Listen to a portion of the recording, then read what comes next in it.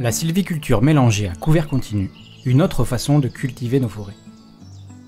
Une série proposée par la Forêt irrégulière École du Bougès grâce à l'appui de Radio Margeride et du FOGEFOR Lozère. Chapitre 1. Les principes de la sylviculture mélangée à couvert continu. Épisode 2. La SMCC, une sylviculture d'arbres au profit des qualités, avec la participation de Coralie Dereau et Loïc Moline du Centre national de la propriété forestière d'Occitanie.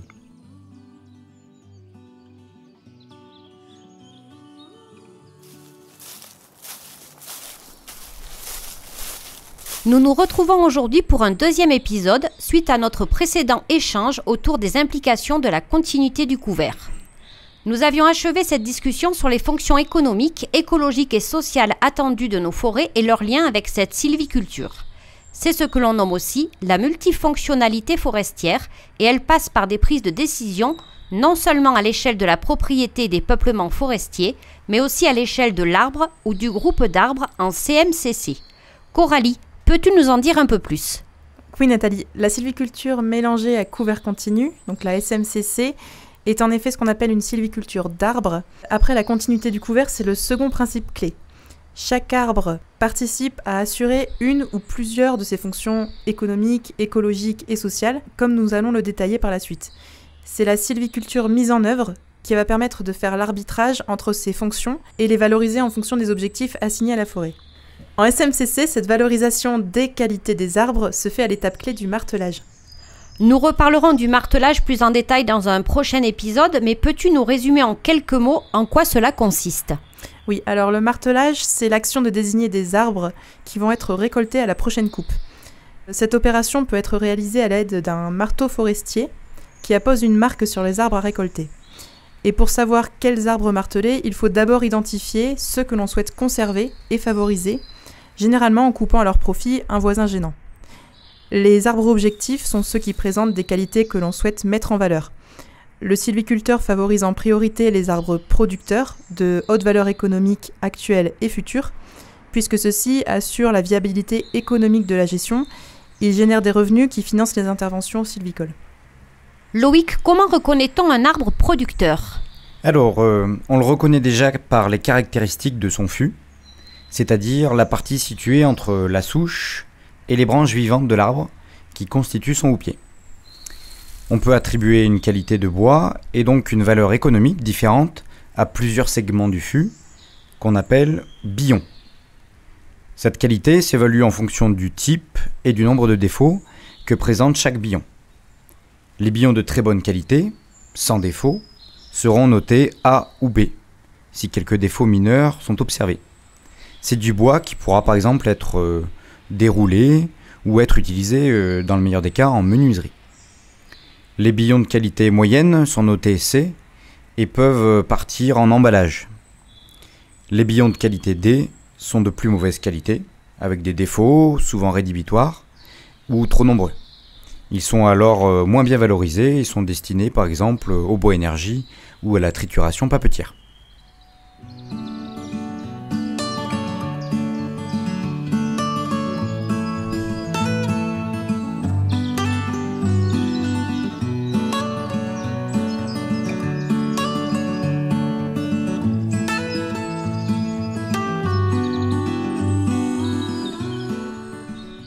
Et quels sont ces défauts qui peuvent faire baisser la qualité de A jusqu'à D ? Il y en a plusieurs sortes, des défauts. Une forme de fût, donc qui n'est pas bien droit ni cylindrique, soit à cause de la courbure de l'arbre, soit à cause d'une décroissance prononcée qui va donner une forme conique à l'arbre, ou alors à cause d'un méplat qui donne l'impression que le tronc a été aplati d'un seul côté. Parmi les autres défauts, on retrouve les branches, lorsqu'elles sont trop nombreuses ou de trop gros diamètre, et les nœuds qu'elles laissent dans le bois. On recherche également la présence d'excroissance comme des loupes, ce sont des sortes de boules avec des fibres tordues, ou les broussins qui sont des amas de bourgeons pouvant apparaître sur les troncs. Donc quand on repère ça, ça correspond à des défauts. On peut également identifier la présence de fentes, de blessures, de zones brûlées, ou encore de champignons, de pourritures qui vont dégrader le bois. Mais un arbre dont le bois est de haute qualité, s'il n'est pas vigoureux et ne produit pas suffisamment de volume et donc de valeur, perd un peu son intérêt d'arbre producteur. On s'intéresse également à la valeur d'avenir, et il est ainsi fréquent que des petits arbres bien conformés aient une faible valeur actuelle, mais une forte valeur d'avenir qui va se concrétiser lorsque ce petit arbre va grossir. C'est vrai ce que Coralie dit. Et cette qualité là, d'avenir, elle ne s'évalue pas tout à fait de la même manière. Il s'agit moins d'observer et plus de se projeter dans l'avenir, en essayant d'anticiper la façon dont l'arbre va se développer, selon son essence, selon son architecture, son environnement, et notamment les arbres voisins, qui pourront avoir des effets positifs, comme par exemple un gainage, qui va favoriser l'élagage naturel de la tige. Plus cette évolution naturelle de l'arbre le mène à une bonne qualité par rapport au reste du peuplement, moins il aura besoin d'intervention pour rectifier cette évolution. Je pense par exemple à de l'élagage artificiel, où on prendrait notre scie pour couper les branches, ou alors un défourchage. Dans ce cas, on peut également le classer en arbre producteur, car il amènera de la valeur économique au peuplement futur. Et pour les arbres qui ne sont pas producteurs, y a-t-il d'autres raisons qui inciteraient à les conserver dans le peuplement ? Oui, tout à fait. On va aussi prendre en compte d'autres types de qualités. Les arbres qui ne sont pas forcément producteurs ont aussi un rôle économique, même s'il est plus indirect, et plus généralement un rôle dans le bon fonctionnement du peuplement en fait. On va par exemple s'intéresser aux arbres semenciers et éducateurs. Les éducateurs sont des arbres présents à proximité des jeunes tiges et qui, par leur occupation de l'espace, leur ombrage, vont favoriser un bon développement de ces tiges. Ils les poussent à se développer de manière bien verticale, tout en stimulant leur élagage naturel, donc la perte des branches basses. Mais avant ça, bien sûr, il faut avoir des semis, et c'est là qu'interviennent les semenciers, donc des arbres adultes que l'on conserve pour qu'ils produisent des graines. Et on va les choisir selon leur essence, qui peut être intéressante car ayant une bonne valeur économique sur le marché, ou bien parce qu'elle apporte de la diversité au peuplement en place et favorise son bon fonctionnement. On glisse dans ce cas vers des arbres qu'on appelle diversificateurs. Ils sont souvent considérés aussi bien pour leur fonction de semencier que pour la valeur en eux-mêmes, et pas seulement pour leurs graines. Les diversificateurs jouent un rôle économique puisqu'ils permettent de ne pas mettre tous ces œufs de production dans le même panier en cas de soucis sanitaires, et ils ont aussi des rôles écologiques et sociaux. Alors parmi les rôles écologiques, on peut imaginer qu'ils enrichissent la biodiversité du peuplement, alors diversité des essences, diversité des espèces qui peuvent être hébergées, et puis ils favorisent un bon fonctionnement de l'écosystème, par exemple grâce à des feuilles qui vont favoriser une bonne activité de l'humus et donc un bon recyclage de la matière organique. Ces arbres-là vont également jouer un rôle social pour ce qu'ils apportent au paysage en termes de forme, de couleur, mais aussi pour les éventuels fruits et les champignons comestibles qu'ils vont porter. Ces arbres diversificateurs sont de bons exemples de la multifonctionnalité forestière à l'échelle d'un seul arbre.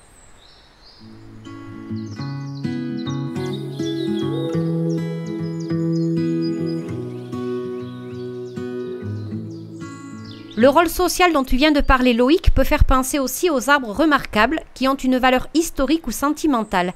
Est-ce que c'est aussi une qualité au profit de laquelle on peut travailler en SMCC, ou en tout cas qu'on peut préserver ? Bien sûr. La valeur patrimoniale de certains arbres est parfois très forte, alors que ce soit sur le plan historique, ou alors, chose importante, par l'attachement que le propriétaire ressent pour ceux ou ces arbres. Et en sylviculture mélangée à couvert continu, on va pouvoir non seulement les conserver sur le long terme, voire le très long terme, mais aussi les mettre en valeur. Par exemple en travaillant le peuplement environnant pour leur faire de la place, ou pour faciliter l'accès, ou encore dégager la vue sur cet arbre selon la demande du propriétaire. Parfois, ces arbres patrimoniaux ont des caractéristiques très particulières qui leur offrent aussi une valeur écologique. Donc par exemple, un arbre qui a un diamètre très très imposant, ou des difformités un peu surprenantes, des bosses, des creux, des fentes. C'est autant de défauts alors qu'on a évoqué dans l'aspect économique, qui sont pourtant des habitats potentiellement intéressants pour une multitude d'espèces. Ces habitats de petite taille qui sont présents sur les arbres et qui leur donnent une valeur écologique, c'est ce qu'on appelle des dendromicrohabitats. Donc il en existe une grande diversité qui a été inventoriée et synthétisée dans une typologie qui détaille pour chaque dendromicrohabitat les espèces qu'il peut accueillir, la fréquence à laquelle on peut les rencontrer et sa vitesse de développement à ce dendromicrohabitat. Par exemple, les flûtes de pique, donc un ensemble de plusieurs trous de pique groupés sur un même arbre, sont rares et assez lents à apparaître, tandis que les blessures aux pieds qui exposent une plage de bois sans écorce sont assez fréquentes en forêt exploitée, en particulier sur le bord des pistes, puisque les arbres de bordure peuvent être utilisés comme pivots, par exemple, pour sortir les bois abattus lors d'une exploitation, et sont alors des arbres qui protègent, donc des arbres protecteurs du reste de leurs camarades, qui sont moins en bordure et donc moins exposés. Alors on ajoute les protecteurs à la liste: producteurs, semenciers, éducateurs, diversificateurs, intérêt écologique, protecteurs. Est-ce que nous avons là la liste de toutes les qualités que peut présenter un arbre?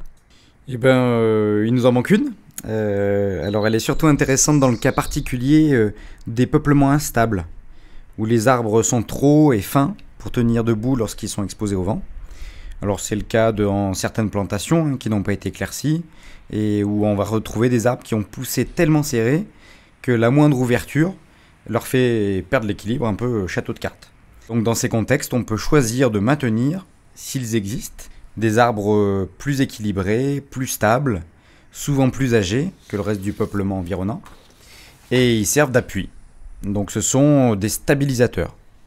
Cette fonction-là de stabilisation de peuplement peut aussi se retrouver plus généralement dans le cas des arbres de lisière. Et voilà, nous avons l'ensemble des qualités que peut présenter un arbre. C'est ensuite au propriétaire et au sylviculteur de choisir lesquels favoriser en arbitrant arbre par arbre ou groupe d'arbres par groupe d'arbres en fonction de ceux qui les entourent. Et bien voilà qui éclaircit cette sylviculture d'arbres au profit des qualités. De quoi nous parlerez-vous au prochain épisode? Nous parlerons d'économie avec un invité, Nicolas Luigi, qui nous présentera des calculs et quelques résultats obtenus pour la sylviculture mélangée à couvert continu. Donc nous vous donnons rendez-vous au prochain numéro qui entame le second chapitre de notre série et dont le thème sera la sylviculture mélangée à couvert continu et l'économie. Ce programme a été réalisé grâce au financement du Fonds FEADER et de la région Occitanie avec l'appui de la DRAF Occitanie.